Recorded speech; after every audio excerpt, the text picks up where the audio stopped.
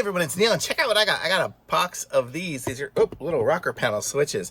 And so look at them. They have the little round thing there, so it'll go into a round hole on my dashboard, and then it'll have a little on-off switch.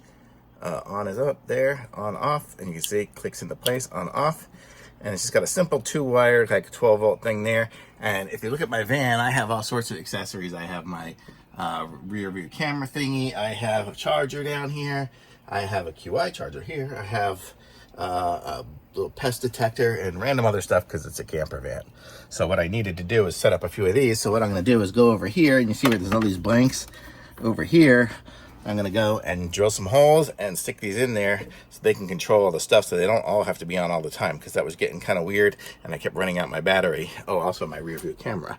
That one actually goes off with the ignition, thankfully, but the rest of them don't. So yeah, so that's what I want to do, is going to set up all that stuff there, so then I don't get this type of message anymore where it says engine, start engine, see operate, because I ran out of battery.